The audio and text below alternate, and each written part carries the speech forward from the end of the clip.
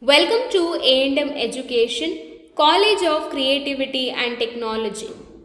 Today, in this session, we are going to discuss on the topic secondary memory. Secondary memory is also known as auxiliary memory. This provides backup storage for the instructions and data. The most commonly used secondary storage devices are magnetic disk and magnetic tapes. These are the least expensive and also have much larger storage capacity than the primary memory. The instructions and data stored on secondary storage devices are permanent in nature.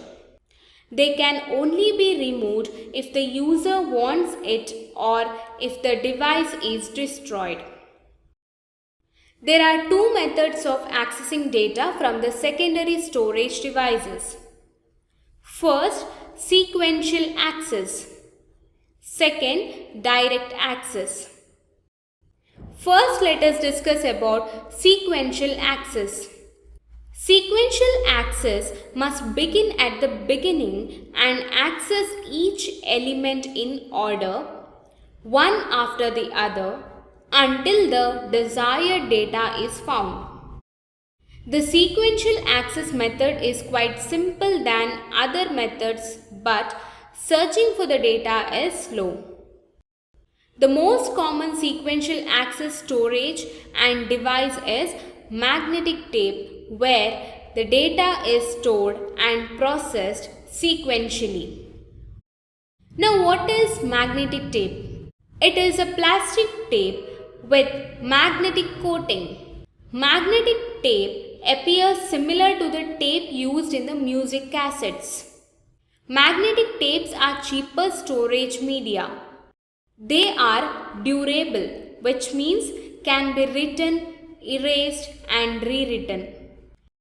Magnetic tapes are sequential access device, which mean that the tape need to rewind or move forward to the location where the requested data is positioned in the magnetic tape.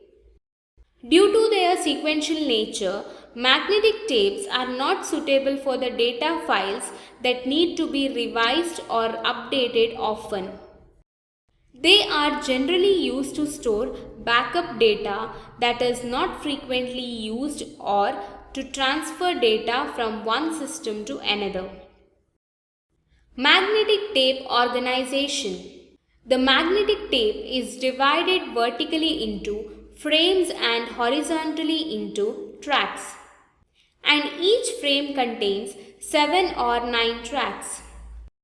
A frame stores 1 byte of data and a track in a frame stores 1 bit. A single bit is stored in each track, that is 1 byte per frame. The remaining track, that is 7th or 9th, stores a parity bit. The parity bit is used to make the number of ones even or odd. Odd number of ones represents odd parity and even number of ones represent even parity. When a byte is written to the tape, number of ones in the byte is counted. When the tape is read again, the parity bit is checked to see if any bit has been lost. Magnetic tape drive uses two reels, supply reel and take-up reel. Both reels are mounted on the hubs and the tape moves from the supply reel to the take-up reel. The magnetic oxide coated side of the tape passes directly over the read or write head assembly, thus making contact with the heads. As the tape passes under the read or write head, the data can be either read and transferred to the primary memory or read from the primary memory and written onto the tape. A magnetic tape is physically marked to indicate the location from where the reading and writing on the tap is to begin and end. The length of the tape between beginning of the tape and end of the tape is referred to as a usable recording surface. On the magnetic tape, data are recorded in the form of blocks, where each block consists of a group of data that is written or read in a continual manner. Between these blocks, the computer automatically reserves some blank space called interblock gap, that is IBG. One block may contain one or more records that are again separated by blank spaces known as inter-record gap, that is IRG. Whenever an IRG, that is inter-record gap, is reached while reading the data from a moving tape, the moving tape is stopped. It remains constant until the record is processed. Next, we will move on to advantages of magnetic tapes. First, inexpensive storage device. Second advantage, magnetic disk can store a large amount of data. Third advantage, easy to carry or transport. Next is disadvantages of magnetic tapes.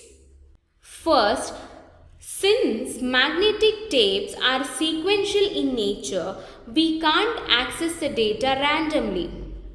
Second, magnetic tapes should be kept in a dust-free environment and away from corrosive gases and chemicals, as they can cause tape reading errors. Third disadvantage is data transmission is slow.